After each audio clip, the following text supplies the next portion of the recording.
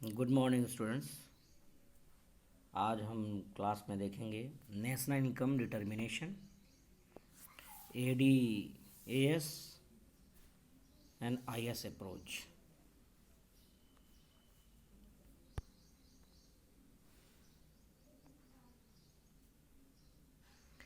AD, AS approach और IS approach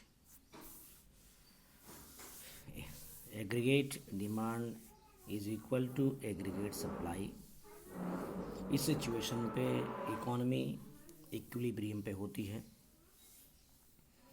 अगर इसको और सिंप्लीफाई किया जाए तो AD equal C plus I, ये पढ़ चुके हैं हम लोग एग्रीगेट डिमांड में। AS aggregate supply is equal to C plus S consumption plus saving.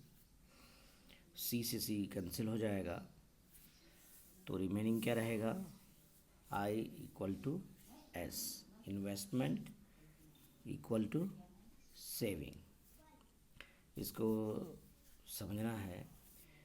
Investment aggregate demand में होता है और सेविंग एग्रीगेट सप्लाई में। इन्वेस्टमेंट साइड जो होता है, कस्टमर जो हम लोग होते हैं, जो एक्सपेंडिचर करते हैं, जो डिमांड करते हैं, और सेविंग ये होता है सप्लायर साइड से, फॉर्म साइड से।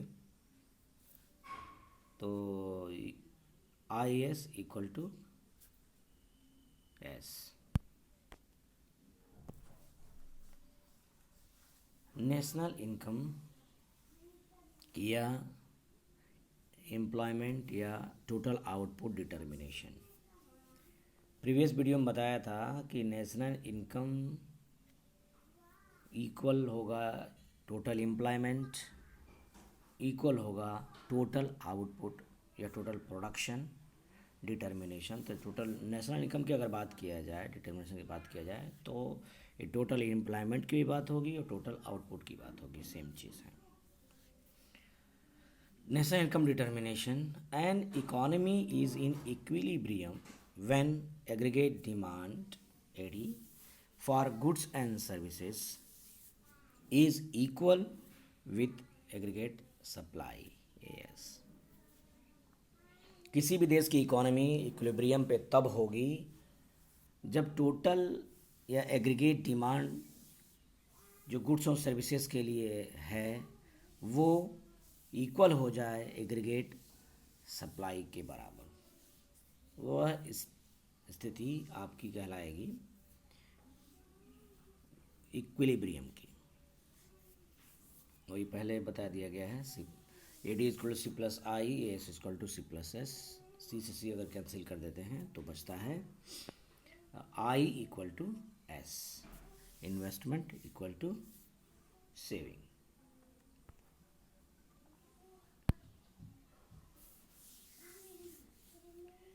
AD and AS approach. इस टेबल में हम लोग देखेंगे कि एडी और एएस कैसे निकालते हैं और किस स्टेज पर एडी अगर एएस से ज़्यादा है या एडी एएस के इक्वल है या एडी एएस से कम है। तो पहले हम लोग कॉलम में देखते हैं इनकम, जो वाई से डिनोट किया गया है। ये इंक्रीजिंग ऑर्डर में है, 0, 100, 200, 300, 400 एंड 500। कंजप्शन आप जानते हैं पहले से ही सी से डिनोट किया जाता है। 40 जीरो इनकम है तो 40 कंजप्शन हो रहा है। ये स्टेज आपका जानते हैं ऑटोनॉमस कंजप्शन का होता है। जब इनकम ज़ीरो और कंजप्शन होता है तो ऑटोनॉमस कंजप्शन होता है, ये डी सेविंग से कवर किया जाता है, डी सेविंग के बराबर होता है। Then 120, 200, 280, 360 and 440। Third column S कैसे निकलेगा, वाई माइनस सी करना पड़ता है। वाई आपका 0 है, -40 तो आपका -40 आएगा। 100 - 120 -20 आएगा। 200 माइनस 200 इक्वल टू 0। यहाँ सेविंग 0 है। वो स्टेज जहाँ पे total income equal to total consumption, that is the break even point. Next 280 minus 320, 360 minus 400 minus 360 40, 500 minus 440 is equal to 60। The saving भी असेंडिंग ऑर्डर में है, कंजप्शन भी असेंडिंग ऑर्डर में है। बट जो इन्वेस्टमेंट होता है, इस इन्वेस्टमेंट को आप एडी में पढ़ चुके हैं कि ये कांस्टेंट रेट में बढ़ता है। कांस्टेंट रेट सही रहता है, 40 यूनिट्स का दिखाया गया है, क्योंकि ऑटोनॉमस सेविंग होती है जो कि नेसेसरी सेविंग होता है, जो गवर्नमेंट सोशल सर्विसेज में लगाती है, हेल्थ, हाइजीन, एजुकेशन इसमें लगाती है, वो कांस्टेंट रहता है। और एडी अब निकालते हैं आपका 5th रो में। एडी इक्वल टू क्या होता है, सी प्लस आई होता है। सी जो है, सी और आई को हम डिवाइड करेंगे तो आपका आ जाएगा एडी 40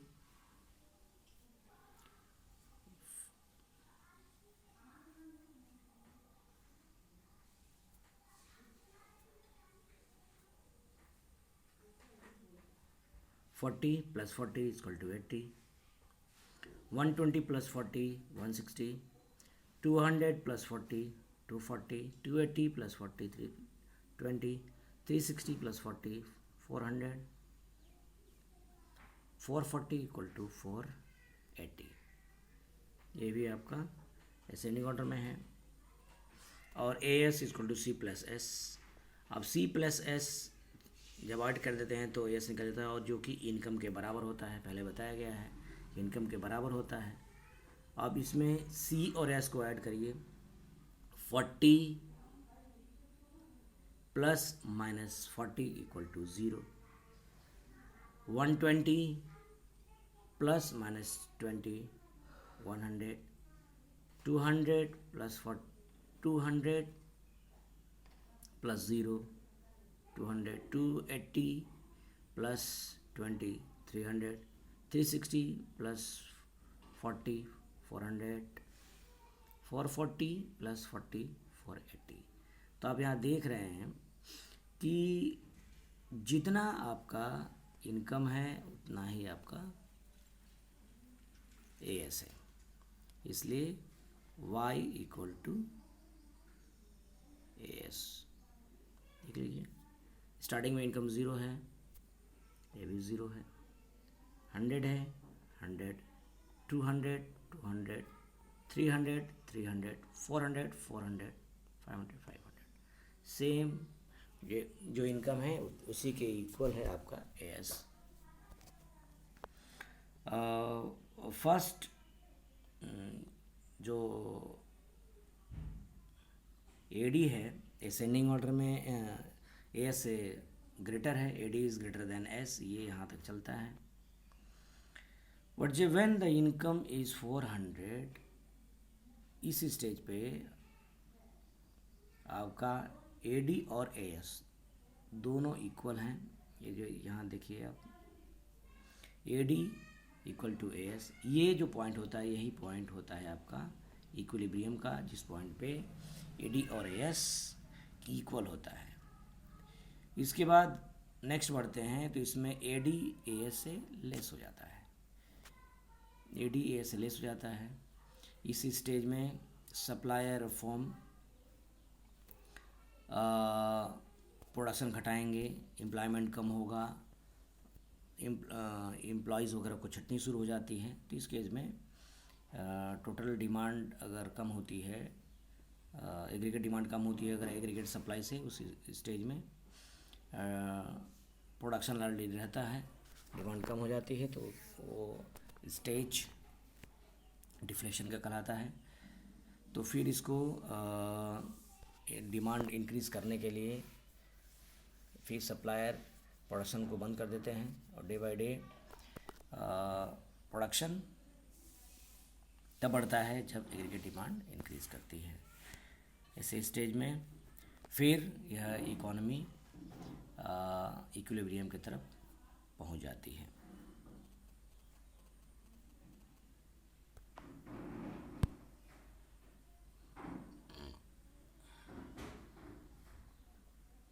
एग्रीगेट डिमांड का एक कर्व है। बार बार इसको आप लोगों को इसलिए बताया जा रहा है कि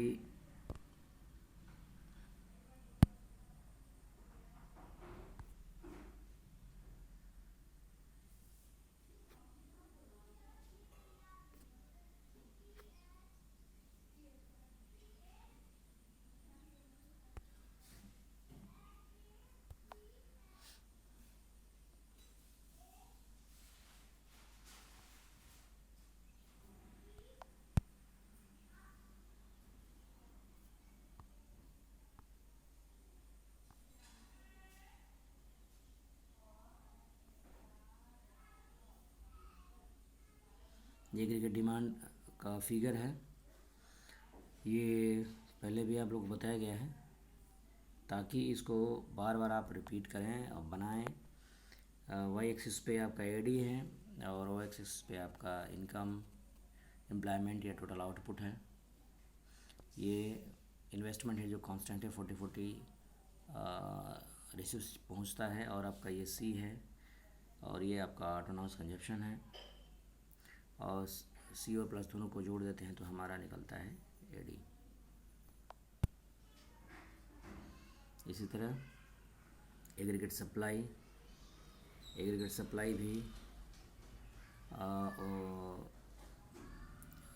वाई एक्सिस पे एएस है और एक्स एक्सिस पे आपका इनकम, एम्प्लॉयमेंट और आउटपुट है। यहाँ पे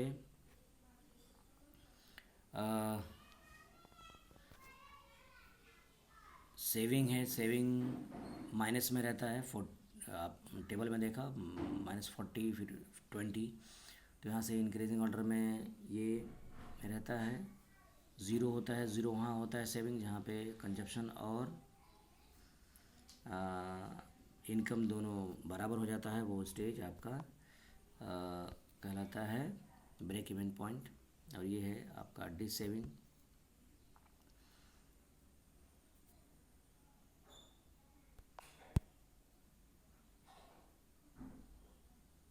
aggregate demand and aggregate supply, इसको दिखाया गया कहाँ पे इक्वल होता है, जहाँ पे इकोनॉमी इक्विलिब्रियम पे होती है, जहाँ पे टोटल एम्प्लॉयमेंट होता है, प्रोडक्शन होता है, सब इक्विलिब्रियम पे रहता है। जो ई है वहाँ पे आप देख रहे हैं, ये इक्विलिब्रियम पॉइंट है जहाँ पे AD = AS है, और नीचे हमें देख रहे हैं AD is greater then AS। यहाँ पे जो एग्रीगेट डिमांड है वो एग्रीगेट सप्लाई से ज़्यादा है, तो प्रोडक्शन यहाँ पे सप्लायर्स को या प्रोड्यूसर को प्रोडक्शन बढ़ाना पड़ेगा, क्योंकि डिमांड ज़्यादा है। प्राइस अचानक बढ़ेगी नहीं, प्राइस बढ़ेगी तो डिमांड कम हो जाएगी, इसलिए धीरे धीरे प्रोडक्शन बढ़ाएंगे, और प्रोडक्शन बढ़ाएंगे तो एम्प्लॉयमेंट बढ़ेगा, एम्प्लॉयमेंट बढ़ेगा तो टोटल आउटपुट बढ़ेगा, और फिर ये आपका इक्विलिब्रियम के तरफ मूव करेगा। और वहाँ पे आप ये यहाँ पे हम देख रहे हैं कि AD is greater then AS, और जब ये एम्प्लॉयमेंट बढ़ेगा, जब प्रोडक्शन बढ़ेगा, तो यहाँ ये राइट हैंड साइड में अपवर्ड मूव करेगा और फिर इक्विलिब्रियम में पहुँच जाएगा। इसके ऊपर आप देख रहे हैं कि AS is greater than AD है, या AD is less than, demand कम है और सप्लाई ज़्यादा है। ऐसे केस में उनके पास ओवर प्रोडक्शन हो जाएगा, तो वो प्रोडक्शन कम कर देंगे। प्रोडक्शन कम करेंगे तो एम्प्लॉयमेंट कम होगा, और फिर इक्विलिब्रियम की तरफ पहुंच जाएगा। तो ये ई पॉइंट जो है ये आपका इक्विलिब्रियम का पॉइंट है, जो एक आइडियल पोजीशन होता है, जिसको सब इकोनॉमी, सब कंट्री इसको फाइंड आउट करने की कोशिश करते हैं।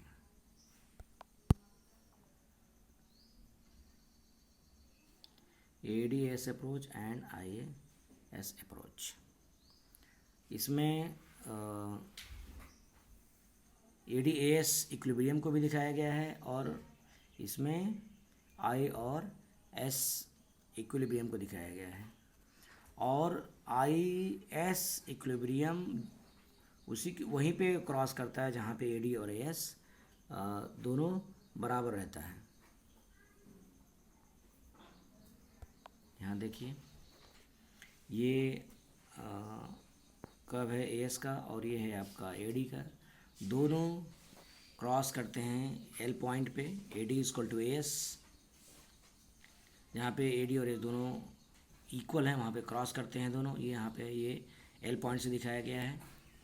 और नीचे देखिए ये आई कर्व है जो कांस्टेंट है, 40 यूनिट्स का रहता है। और नीचे आप देख रहे हैं कि ये आप सेविंग है, सेविंग माइनस में रहता है, -40 फिर 20, और ये सेंडिंग ऑर्डर में बढ़ते जाता है। और ई पॉइंट यहाँ पे जहाँ दिखाया है, जहाँ पर जो सेविंग है वो ज़ीरो है, यह पॉइंट वो होता है जहाँ पे कंजप्शन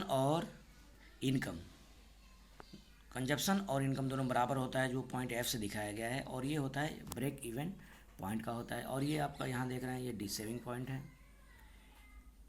और इसी एक ही फिगर में ए डी ए एस और आई एस अप्रोच दोनों दिखाया गया है एल और एम पॉइंट से। इट मीन्स कि A D A S equal to I S approach, यह पॉइंट जहाँ पे ए डी ए एस बराबर होता है वही पॉइंट जहाँ पे इन्वेस्टमेंट और सेविंग बराबर होता है। इन्वेस्टमेंट आपका जो ए डी को रिप्रेजेंट करता है और एस जो रिप्रेजेंट करता है वो आपका ए एस अप्रोच को बताता है। तो ये पॉइंट जो एल एम पॉइंट है, ये पॉइंट ही A D equal to A S and I equal to S approach. इसको देखिए, बनाइए और बार बार प्रैक्टिस करिए। सेविंग एंड इन्वेस्टमेंट अप्रोच, इसको टेबल देखिए, टेबल पुराना ही टेबल है जो एग्जांपल लिया गया है। Y equal to 0, 100, 200, 300, 400, 500, consumption 40, 120, 200, 280, 360, 400। Saving Y में वाई माइनस सी कर देंगे तो आपका ये निकल जाएगा एस -40, -20, 0, 20, 40 एंड 60। आई इन्वेस्टमेंट कैसे आएगा, जो आप जानते हैं कि सी प्लस आई करेंगे तो आपका ये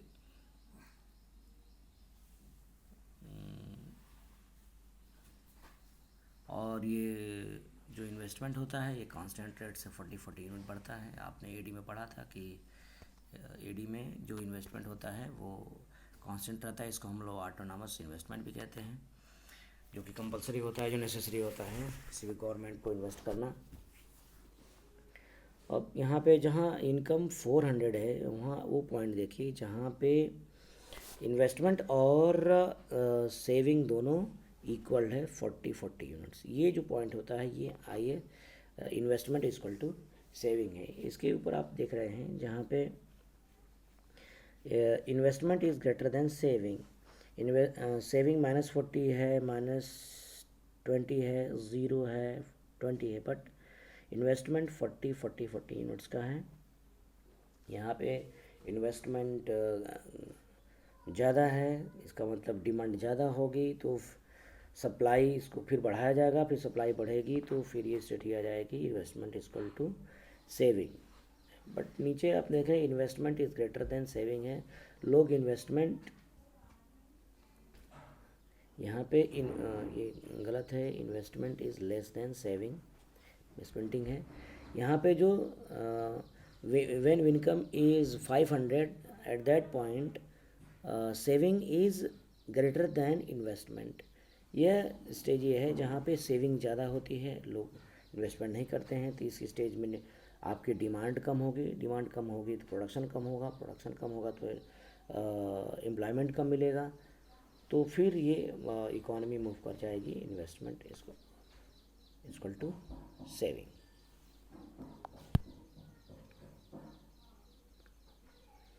इन्वेस्टमेंट एंड सेविंग अप्रोच को फिगर के द्वारा बताया गया है। वाई एक्सिस पे consumptions, saving and investment, X axis पे इनकम, एम्प्लॉयमेंट एंड आउटपुट को दिखाया गया है। ये आई जो है इन्वेस्टमेंट है, जो कांस्टेंट रेट से 40 यूनिट्स रहता है। और ये एस जो है ये है, पहले ये -40 यूनिट्स, इसके बाद -20, इसके बाद 0 से इंक्रीज़ करते जाता है, राइट हैंड साइड अपवर्ड्स होते जाता है।